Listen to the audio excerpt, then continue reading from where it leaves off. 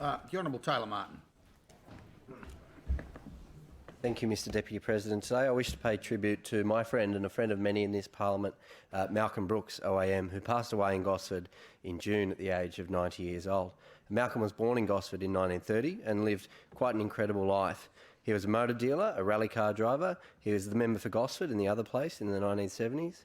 He was a councillor and he was mayor of Gosford City Council. He was a private pilot along with his wife and one of Gosford's great advocates, it must be said.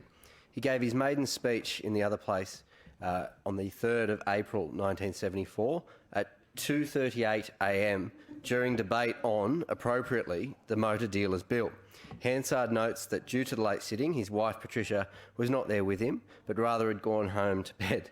And I wish to pay my condolences to Tricia, who he was married to for 65 years, and also pay condolences to his children and grandchildren.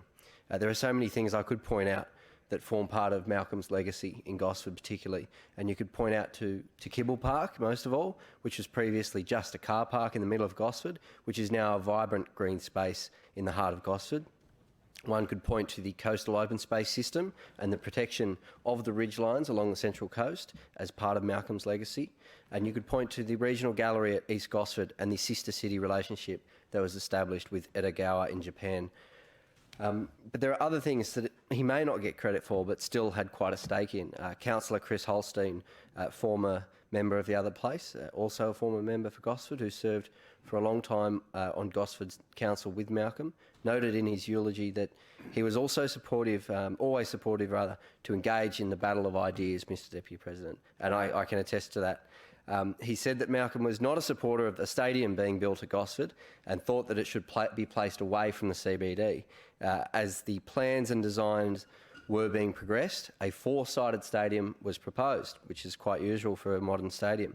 But Malcolm's view was quite simple, and he said, and I quote, "Don't you dare remove those palm trees and don't you dare remove that view down the Brisbane water." And so, as per Malcolm's insistence, we have the unique three-sided stadium at Gosford today due to Malcolm's persistence. And without fail, every single televised game at the stadium on the Central Coast, the commentators will mention how amazing the view is from that stadium. Malcolm was also a stalwart of the New South Wales Liberal Party. He was president of the Gosford branch for 33 years. He was also a member of the state executive for a total of 25 years, ranging from 1969 to 2008 during different terms.